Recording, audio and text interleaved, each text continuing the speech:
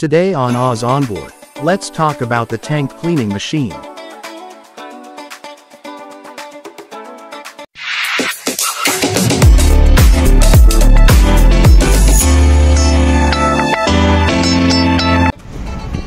Yan din yung nakaraan yung binuksan mo, di ba? Oo, yung pinapang Tank cleaning machine yan. Yun yung nag-akit baba. baba. Mga gears yan.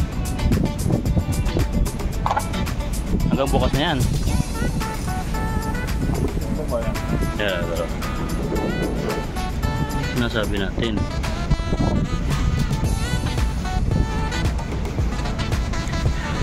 1 meter lang yan, no? Nasa 3 meters yata ito. Ang haba ng Oo. shop. Nakita mo na ba yun sa loob?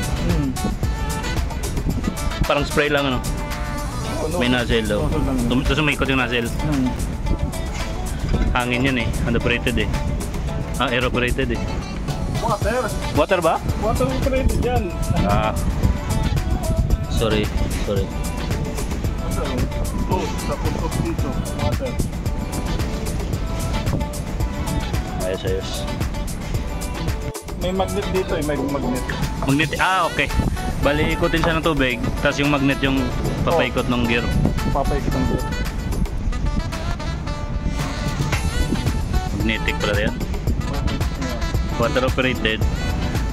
Magnetic impeller. Pero connected sa gear. Sa gear. Diyan sa RPM yan pa ilan? RPM? Oo. Sa Hindi, mabilis malakas ba? basta 25 cubic per hour eh. Ang capacity. Capacity. Ayun. Ayun yung magnetic. Saan yung magnet? Ayun mismo.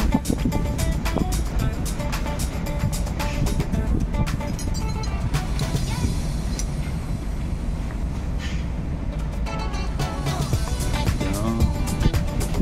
Kahit ko lang nakapikit.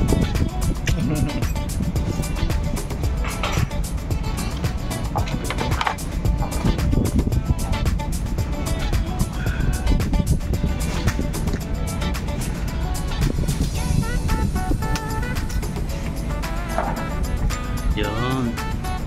Ayos maintain na Regulated Ayun yung matinding na maintenance. Kita mo yung lubricant. Kakabukas mo lang yata nito eh. Nung nakaraan eh. Tapos pinaulit na ulit. Pinaulit yung kamot. Tingnan ko daw lahat.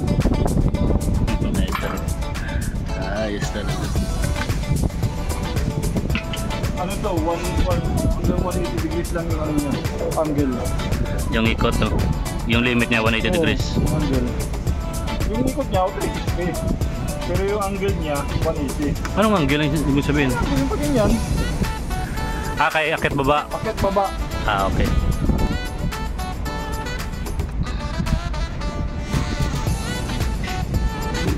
Tank cleaning machine.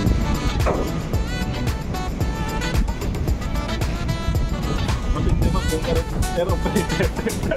Umubos ang mo. Ano yung hindi sa loob? Ha? Meron namang yung air operated, di ba? Yung sa balas, sa blower. Ano naman yun? Portable blower. Kaya nga, portable blower. Ayan. Hindi. Babalik mo na para tutorial ba?